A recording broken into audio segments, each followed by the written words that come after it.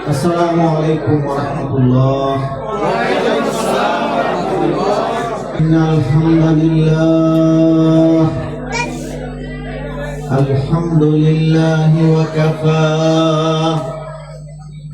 ওয়া সালামুন আলা ইবাদিহিল্লাযীনা ইসতাফা।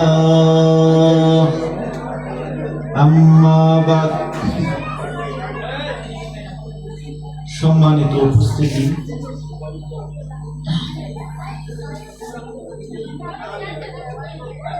আল্লাহ তাআলার অশেষ মেহেরবানি, জামিয়াতুত তাকওয়া মডেল কওমি মাদ্রাসার সম্মেলন উপলক্ষে আমরা এখানে উপস্থিত হতে পেরেছি। আলহামদুলিল্লাহ। আজকের এই সমাবেশে আমাদের জন্য সৌভাগ্য, বাংলাদেশের শীর্ষস্থানীয় উলামায়ে কেরামের মধ্যে অন্যতম শাইখুল হাদিস আল্লামা শাইখ মুফতি আবু তাহের সাহেব দামাত বারাকাতুহুম উপস্থিত আছেন। সবাই বলেন আলহামদুলিল্লাহ। তিনি গুরুত্বপূর্ণ নসিহত করবেন, দোয়া করবেন। আমাদের উপস্থিতি এটা আল্লাহ পাকের পক্ষ থেকে আমাদের জন্য একটা সৌভাগ্য। ইতিমধ্যে আপনারা অনেক গুরুত্বপূর্ণ কথা শুনতে পেয়েছি। একটা মাকালা পাঠ করলো এই মাদ্রাসার পরিচালক সাহেব মুফতি সাইফুল ইসলাম। আমরা যদি এই মাকালাটা একটু গভীর মনোযোগ দিয়ে শুনে থাকি তাহলে আমরা অনেক কিছু জেনে নিয়েছি। তারপরেও কওমি মাদ্রাসা এমন একটা জিনিস, কওমি মাদ্রাসার গুরুত্ব এবং প্রয়োজনীয়তা যতই বলা হবে আরো বাকি থাকবে। আমি একটা গুরুত্ব বলি, কওমি মাদ্রাসা। কওমি মাদ্রাসা এই দেশে একরকম দিন আর ধর্ম হেফাজতের জন্য দুর্গ আর কিল্লা। কওমি মাদ্রাসা যদি না থাকে এই দেশে ইসলাম থাকবে না। একটা দেশের মধ্যে সেনাবাহিনী দরকার আছে না? আছে। ক্ষেতের মধ্যে বেড়া দেয় না? বেড়া লাগে, দরকার আছে। ক্ষেতে যদি বেড়া না থাকে ওই ক্ষেতের যে অবস্থা হবে, কওমি মাদ্রাসা না থাকলে ভারতবর্ষে ইসলাম এবং মুসলমানদের অবস্থা ওই রকম হবে। দেশে যদি সেনাবাহিনী না থাকে কি হইব বুঝেন? এমনি তো ওই মোদি বাবা বলতেছে ভারত বাংলাদেশটারে দখল করে নেবে। আবার যদি সেনাবাহিনী না থাকে তাহলে তো আরো সুবিধা হইব ওদের জন্য, ঠিক না? দেশে সেনাবাহিনী না থাকলে এই দেশটার যে পরিস্থিতি হবে, কওমি মাদ্রাসা না থাকলে ভারতবর্ষে, বাংলাদেশে, পাকিস্তানে ইসলাম এবং মুসলমানদের এই দশা হবে। এজন্য ইসলাম এবং মুসলমানদেরকে টিকায়া রাখার জন্য কওমি মাদ্রাসার দরকার। প্রত্যেকটা মুসলমানের কাজ হইল দুইটা কাজ। এই দুইটা কাজ কওমি মাদ্রাসা ঠিকভাবে পালন করে যাচ্ছে। একটা কাজ হলো ভালো কাজের প্রতি মানুষকে বলা, আর একটা হলো খারাপ কাজ থেকে মানুষকে ফিরাইয়া রাখা। হয়তো অনেকে ভালো না করে আরেকজনকে ভালো করতে বলে, খারাপ দেখলে নিজের জান আগে বাঁচায়, ঠিক না? কওমি মাদ্রাসা নিজেরা ভালো কাজ করে আরেকজনকে ভালো করতে বলে, খারাপ যদি কেউ করতে চায় রক্ত দিয়ে, জীবন দিয়া তার বাধা দেয়। ইয়াসআলুনা রাসূলাল্লাহ আনিল খায়র ওয়া কুনতু আসআলুহু আনিশ শারর। মানুষ রাসূলকে জিজ্ঞাসা করত নামাজ পড়লে পরে কি লাভ হয়, রোজা রাখলে পরে কি লাভ হয়, কোরআন তেলাওয়াত করলে কি লাভ হয়। আর আমি রাসূলকে জিজ্ঞাসা করতাম কোন কোন জায়গায় বিপদ আছে। বিপদ থেকে বাঁচতে হবে কিনা বলেন? মাছ খান, মাছ মাছ না খেলে মানুষ মরে, কিন্তু গলায় কাটা লাগলে পরে অনেক সময় মানুষ মরে, ঠিক কিনা? তাহলে মাছ খাওয়ার চাইতে বেশি দরকারি হলো কাটা বাচ্চা চলা, ঠিক কিনা বলে? ভালো কাজ করতে হবে, ভালো কাজ করার চাইতে আরো বেশি জরুরি হলো খারাপ কাজ থেকে বেঁচে থাকা, ঠিক কিনা বলে? এটা হলো কওমি মাদ্রাসা জীবন দিয়ে রক্ত দিয়ে এই কাজ, এই দায়িত্বগুলি পালন করে। বর্তমান পরিস্থিতি যদি তাকান, আর যদি খারাপ কাজ থেকে মানুষকে বারণ না করা হয়, এই দেশে ইসলাম মুসলমান কিছুই থাকবে না। এমন একটা পরিস্থিতি হবে যখন মানুষ ইসলাম কাকে বলে, মুসলমান কাকে বলে এটা বুঝতেও পারবে না। এই রকম অবস্থা এখন হয়ে গেছে। আপনারা জানেন এই দেশের মানুষ কি ধরনের কথা বলে ফেসবুকে ছড়াইয়ে দিচ্ছে, ইউটিউবে ছড়াইয়ে দিচ্ছে, টিভির মাধ্যমে ছড়াইয়ে দিচ্ছে। আলতু ফালতু কথা বইলা এগুলি যদি বারণ না করা হয়, ইসলাম এবং ভেজালের মধ্যে কোনো ব্যবধান থাকবে। শুনেন, আমি কয়েকটা স্যাম্পল দিচ্ছি সংক্ষেপে। কি বলে? এক লোক বলতেছে আল্লাহর সঙ্গে আরেকজন আল্লাহ হইলে পাল্লা ভালো হবে। আল্লাহর সঙ্গে পাল্লা দিতে বলে। এই লোকটা কি মুসলমান? তার পক্ষে যারা নিবে তারা কি মুসলমান? যে এই ধরনের কথা বলে সে মুসলমান নয়। যারা তার সহযোগিতা করে তারা মুসলমান নয়। তার বিরুদ্ধে যারা সহযোগিতা করে তাদের বিরুদ্ধে প্রতিবাদ করা ইমানি দায়িত্ব। ঠিক এই দায়িত্ব পালন করার জন্য কওমি মাদ্রাসা ছাড়া আর কেউ নেই। শুনেন কি বলে আবার, আল্লাহর সঙ্গে আরেকটা আল্লাহ হইলে পাল্লা ভালো হবে। আল্লাহর সঙ্গে পাল্লা দেওয়ার কথা এই দেশে বলতেছে। ৯৭ জন মানুষ এই দেশে মুসলমান। শাহজালাল আউলিয়ার দেশ এই দেশ, শাহপরানের দেশ এই দেশ, ৩১২ আউলিয়ার দেশ এই দেশ, লক্ষ লক্ষ কওমি মাদ্রাসার দেশ এই দেশ। এই দেশের মধ্যে আল্লাহর সঙ্গে পাল্লা দেওয়ার কথা বলে যারা, তারা এই দেশের মধ্যে থাকবার অধিকার রাখে না। ঠিক আমরা চুপ করে বসে আছি, এই জন্য এই সমস্ত কথা বলার সাহস পায়। আবার কিছু লোক তাদেরকে সহযোগিতা করে। আল্লাহর সঙ্গে পাল্লা আগে কেউ দেয় নাই। আল্লাহর সঙ্গে আগে পাল্লা দিছে নমরুদ, আল্লাহর সঙ্গে পাল্লা দিছিল। ফেরাউন আল্লাহর সঙ্গে পাল্লা দিয়েছিল। আবু জেহেল আল্লাহর সঙ্গে পাল্লা দিয়েছিল।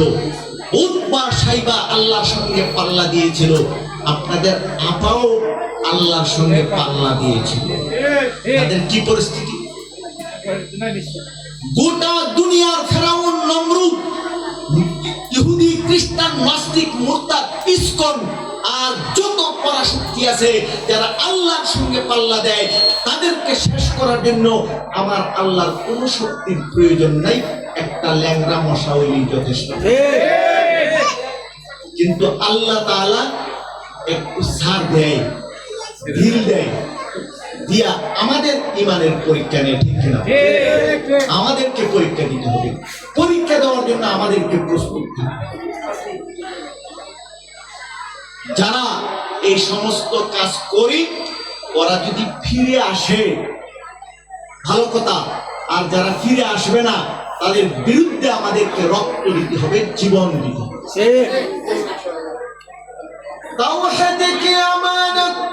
तौहीद की अमानत सीनों में है हमारा, तौहीद की अमानत सीनों में है हमारा, आसान नहीं मिटाना नामो निशा हमारा। তাদেরকে জানিয়ে দিতে হবে বাংলার প্রত্যেকটা মানুষ, কওমি মাদ্রাসার প্রত্যেকটা লোকের অন্তরে ঈমান আছে। এই দেশ থেকে ইসলামকে বিদায় করা, আল্লাহর সঙ্গে পাল্লা দেওয়া এত সহজ নয়। বাতিল সে দবনে ওয়ালে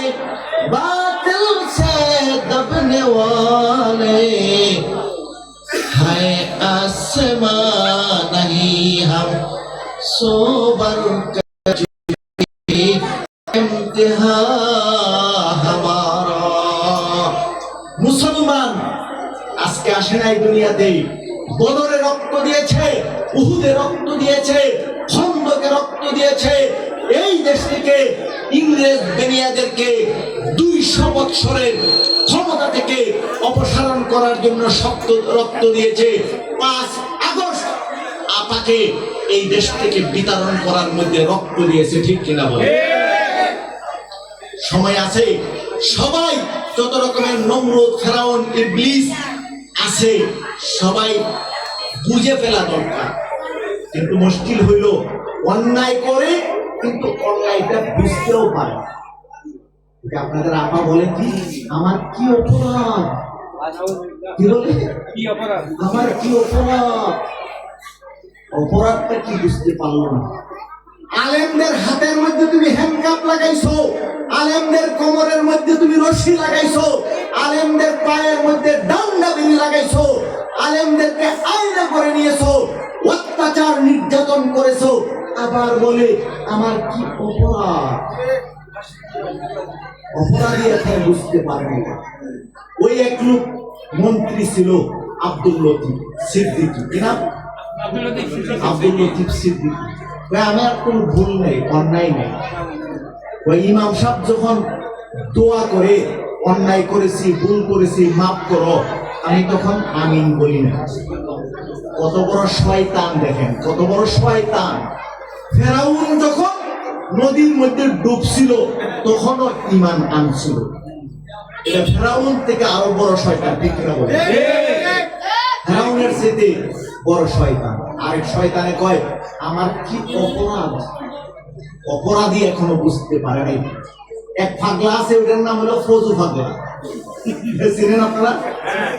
ফজু পাগলার প্রত্যেকটা কথাই প্রমাণ করে সে পাগল। তবে অনেক পাগলে আবার ভালো কথা কয়। দাজ্জালেও একটা সুন্দর কথা বলেছে।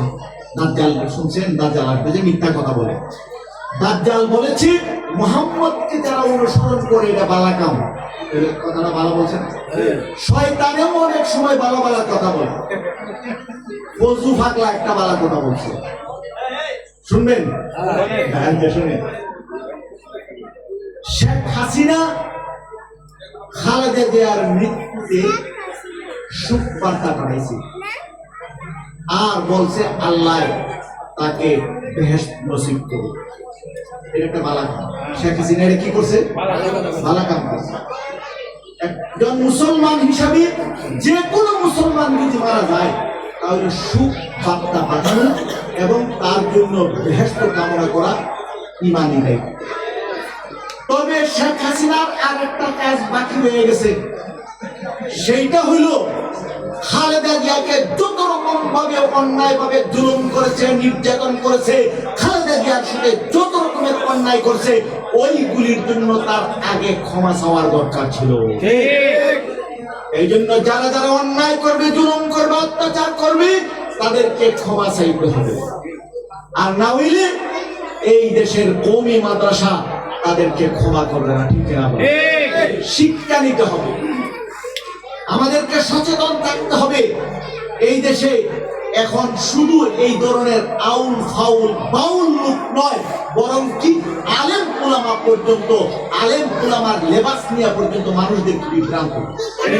কয়েকটা উদাহরণ দিচ্ছি, এর মধ্যে এই পাগলার আরেকটা উদাহরণ দিয়ে দিচ্ছি। আচ্ছা, আপনারা জানেন যে এই কথা আমি বলবো, জানেন না যে এগুলি বলবো না। কোরআনে কারীমের 114 নম্বর সূরা, সর্বশেষ সূরা, সূরাতু আন-নাস। একটা সূরা নাস। নাস অর্থ কি? নাস অর্থ কি বলেন? নাস অর্থ হলো মানুষ। নাস অর্থ কি? মানুষ। মানুষ। আর খন্নাস অর্থ শয়তান। নাস অর্থ হলো মানুষ। এই সূরার মধ্যে আল্লাহ 3 বার মানুষকে বলছে আশ্রয় চাও। قل أعوذ برب الناس ملك الناس إله الناس। তোমাদের প্রতিপালক মানুষের প্রতিপালকের আশ্রয় চাও, মানুষের মালিকের আশ্রয় চাও, মানুষ যার ইবাদত করে তার আশ্রয় চাও। নাস অর্থ কি বলেন? নাস অর্থ মানুষ, নাস অর্থ কি? মানুষ। এখন কেউ যদি বলে নাস অর্থ হইল নাসানাসি করা, আল্লাহ কোরআন শরীফে নাসানাসি করতে বলছে, তাহলে এটা কি মুসলমান না বেঈমান? এর বিরুদ্ধে আমাদেরকে রক্ত দিতে হবে কিনা বলেন? এবার শুনে রে পাগলা কি বলে।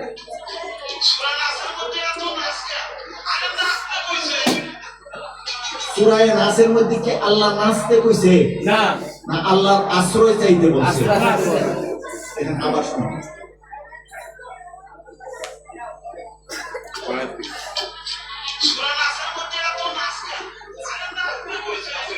সূরা নাসের মধ্যে আল্লাহ কি নাচতে বলছে? না, সূরা নাসের মধ্যে আল্লাহর কাছে আশ্রয় চাইতে বলছে। আর যে বলে সূরা নাসের মধ্যে নাচতে বলেছে, এটা নাচ নয়, মানুষ নয়, এটা হলো খন্নাস। ঠিক না বলেন? এই রকম খন্নাস আজকাল দেখবেন টুপি মাথায় দিয়ে আসে, এই রকম খন্নাস দাড়ি লাগাই আসে, এই রকম খন্নাস জুব্বা লাগাই আসে। চিনা অনেক কঠিন, চিনা কি অনেক কঠিন, কিন্তু চিনতে পারবো না এই কথা বলে ছেড়ে দিলে হবে না। বাজারের মধ্যে সবকিছু চিনতে পারেন, ফলের মধ্যে ভেজাল থাকে, মাছের মধ্যে ভেজাল থাকে, ঔষধের মধ্যে ভেজাল থাকে, আমরা এগুলি চিনি, কিন্তু ধর্মের মধ্যে ভেজাল থাকলে আমরা কিভাবে চিনবো? এই সমস্ত কথা চলবে না। শুনেন কিভাবে ভেজাল লাগাচ্ছে, একটা স্যাম্পল দিচ্ছি। কেউ যদি বলে আল্লাহর নবীকে শয়তানে ধরেছে, ওইটা কি মুসলমান নাকি শয়তান? ওইটা নিজেই কি শয়তান। আল্লাহর নবীকে শয়তানে ধরছে যে বলবে সেই হলো শয়তান। কি না? সে কি শয়তান। ওর মাথায় যদি টুপি থাকে তবুও কি শয়তান, মুখে যদি দাড়ি থাকে তবুও শয়তান, গায়ে যদি জুব্বা থাকে তবুও শয়তান, ওইটা যদি কোরআন পড়ে তবুও শয়তান, ওইটা যদি ওয়াজ করে তবুও শয়তান। দেখেন এই দেশে শয়তান কত কত সুরত নিয়ে আসে। শুনেন তো এই শয়তান কি বলে? কি কয়? রাসূল নিজেও শয়তান থেকে বাঁচতে পারে নাই, এটা নাকি মৌলুক।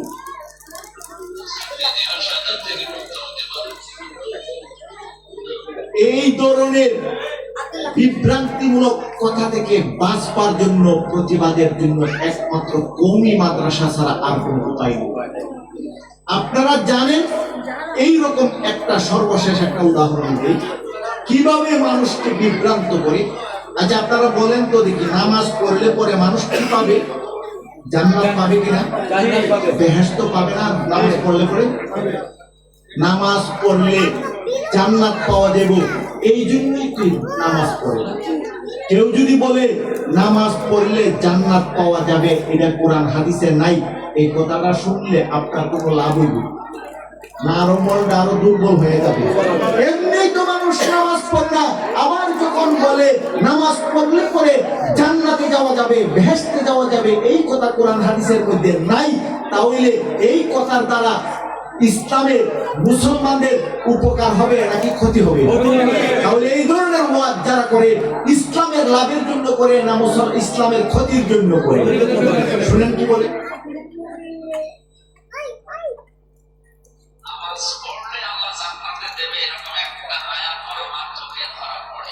কি কইলো?